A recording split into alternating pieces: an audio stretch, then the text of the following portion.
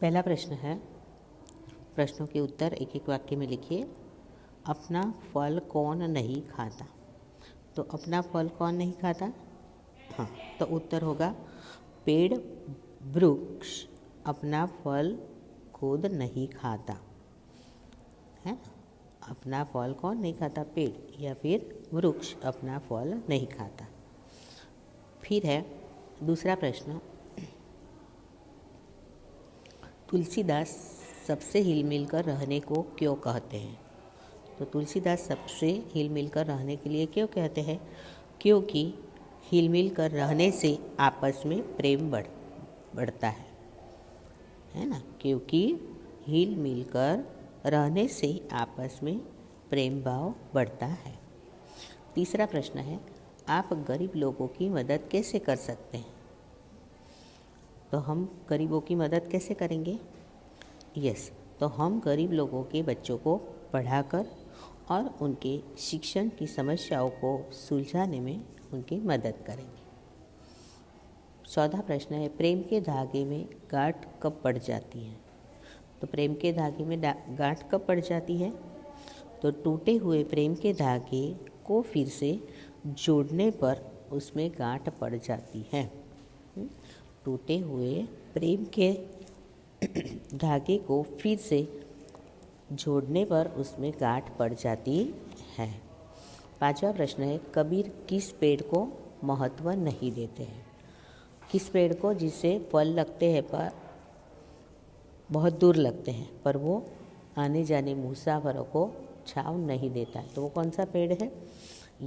तो कबीर खजूर के पेड़ को महत्व नहीं देते हैं। बराबर। उसके बाद है 2 वाक्यों के प्रश्नों के उत्तर। रहीम जी प्रेम का धागा तोड़ने से क्यों मना करते हैं?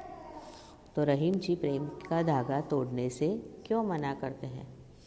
तो प्रेम का धागा बहुत नाजुक होता है, उसे खींचने से वह टूट जाता है।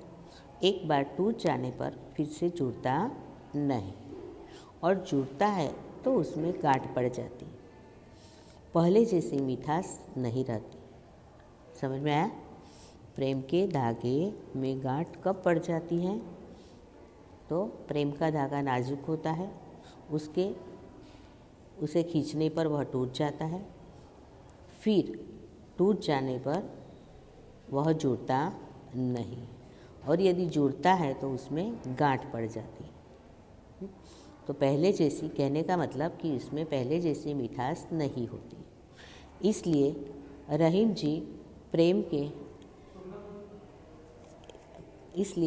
जी प्रेम का धागा तोड़ने से मना करते हैं। फिर दूसरा प्रश्न है, सज्जन अपनी संपत्ति का उपयोग कैसे करता है? तो सज्जन अपनी संपत्ति का उपयोग कैसे करता है? जैसे वृक्ष अपना फल नहीं खाता और सरोवर अपना जल खुद नहीं पीता, यह सब कुछ परोपकार के लिए ही है।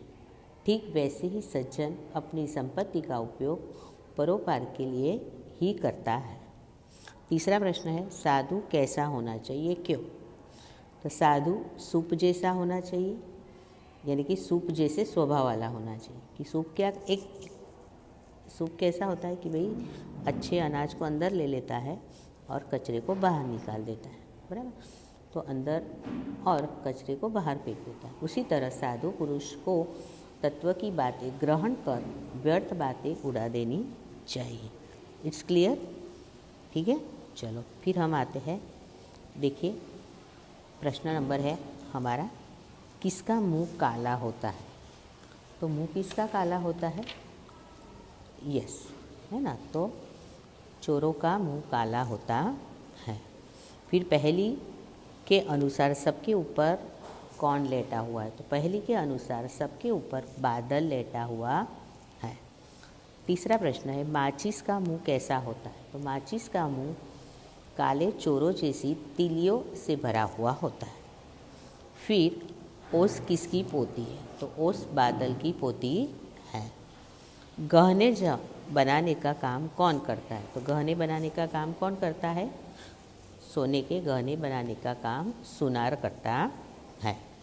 फिर शेर कैसा राजा है? तो शेर एक ऐसा राजा है जिसके पास सोने के लिए पलंग नहीं होता, जिसने अपने लिए महल भी नहीं बनाया, जंगल ही उसका महल है।